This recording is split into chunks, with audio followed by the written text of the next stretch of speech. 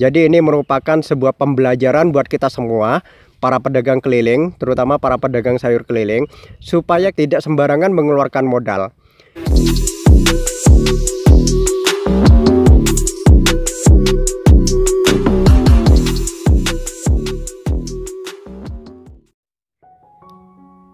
Assalamualaikum warahmatullahi wabarakatuh. Salam sejahtera untuk semuanya. Salam seduluran bakul sayur Indonesia. Mudah-mudahan selalu diberi kesehatan dan juga diberi kelancaran untuk usaha dan juga rezekinya. Amin ya robbal alamin.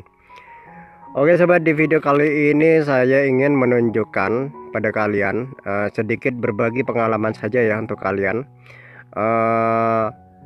Pengalaman ini bukan untuk yang pertama kalinya terjadi, tapi sudah saya sering kali mengalaminya dan merupakan salah satu kesalahan yang sering saya lakukan ya.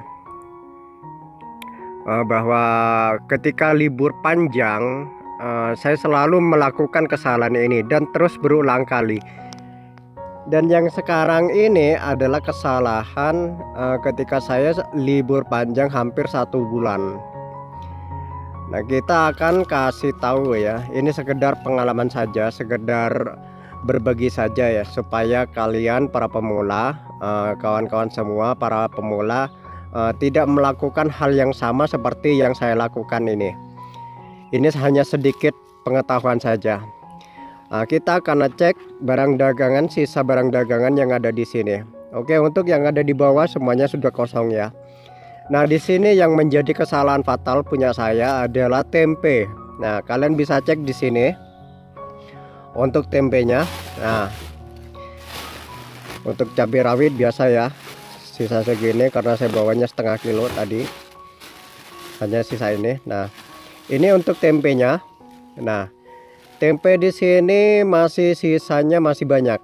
Dan saya juga baru tahu ya, kalau di sini tuh ada pedagang tempe, bahkan ada yang membuka usaha bikin tempe dan dijual secara keliling. Dan itu setiap hari. Jadi saya kaget tadi, kenapa tempe saya itu nggak jalan padahal saya bawanya banyak. Sedangkan saya pada saat kemarin, hari pertama saya kerja, hari pertama saya jualan, saya membaca situasi dan juga kondisinya itu bisa dikatakan tempe yang saya bawa itu standar dan selalu habis, bahkan kurang. Jadi hari kedua tadi yang sekarang ini saya itu berinisiatif membawa tempe itu lebih banyak lagi dan ternyata nggak habis.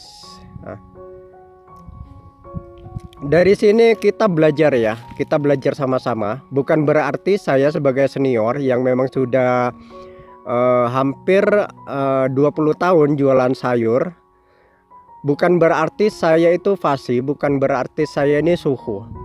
Jadi yang namanya senior itu tetap pasti ada kesalahannya, baik dari pembacaan situasi, dari pembacaan kondisi dan juga lainnya.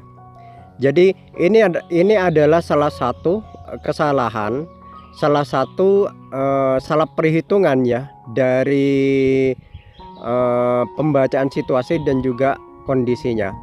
Jadi saya harusnya hari pertama saya bawanya sedikit untuk melihat situasi dan juga kondisi. Hari kedua saya harusnya juga bawanya sedikit untuk memastikan situasi dan kondisinya itu sebenarnya seperti apa, agar hari ketiganya kita bisa menargetkan bawaan sayur yang akan kita bawa untuk keesokannya, untuk hari ketiganya. Jadi di sini saya hanya berpedoman pada hari pertama yang kemarin. Jadi akibatnya ini, jika kita salah perhitungan. Dan tadi saya habis nanya dari teman kita juga barang dagangannya itu masih sisa banyak, terutama tempenya juga masih banyak. Tadi saya tanya, di sini ada yang jual tempe apa? Ternyata dia jawabnya iya, ada yang jual tempe, ada yang bikin tempe terus dijual keliling. Yang istilahnya itu ada pengusaha tempe di lokasi sini. Dan jualannya keliling, sekeliling apa ini namanya, sekawasan Ijen. Jadi saya nggak kaget setelah itu. Oh ya pantesan katanya, oh ya pantesan tempe saya itu nggak laku hari ini. Bukannya nggak laku, cuma nggak jalan. Yang harusnya habis tapi nggak habis. Jadi ini adalah kesalahan fatal ketika salah perhitungan dalam pembacaan situasi dan kondisi yang hanya dibaca dalam satu hari. Nah, untuk kawan-kawan semuanya, terutama bagi pemula yang mungkin baru berjualan beberapa hari atau beberapa minggu atau mungkin beberapa bulan, ini bisa dijadikan patokan atau pembelajaran ya. Ketika kalian libur panjang, ada baiknya untuk hari pertama setelah libur panjang, hari pertama jualan, ada baiknya kalian bawanya sedikit. Untuk hari keduanya kalian juga bawanya sedikit, untuk lebih memastikan situasi dan kondisi yang ada di lokasi.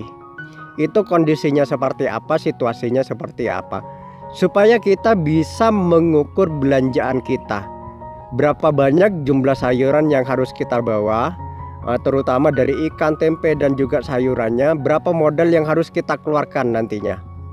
Jadi ini merupakan sebuah pembelajaran buat kita semua, para pedagang keliling, terutama para pedagang sayur keliling, supaya kita tidak serampangan, tidak sembarangan mengeluarkan modal. Yang awalnya kita bermodal 1 juta atau 1,5 juta mungkin, atau mungkin sampai 2 juta. Jadi kita belanjanya itu enggak harus segitu. Kita perlu pembacaan situasi dan juga kondisi. Oke, jelas ya sobat ya semuanya. Oke, sekian dulu masukan dari saya. Mudah-mudahan apa yang saya alami hari ini bisa dijadikan pembelajaran untuk kawan-kawan semuanya, terutama para pemula, supaya tidak melakukan hal konyol seperti yang saya lakukan saat ini. Ada baiknya jika kalian libur panjang, maka lakukanlah pembacaan sikon itu sampai 2 kali. Jadi di hari pertama dan juga hari kedua. Oke, bisa dipahami ya. Kalau begitu sekian dulu untuk videonya, karena ini sudah malam. Jadi saya mau pulang. Sekarang waktunya sudah hampir jam 5 sore. Nanti nyampe ke rumah ini bisa di sekitaran maghrib ya, nyampe rumah nanti. Oke, sekian dulu ya untuk kawan-kawan semuanya. Sehat selalu, sukses selalu untuk kalian semua. Mudah-mudahan selalu lancar usaha dan juga rezekinya. Serta assalamualaikum warahmatullahi wabarakatuh.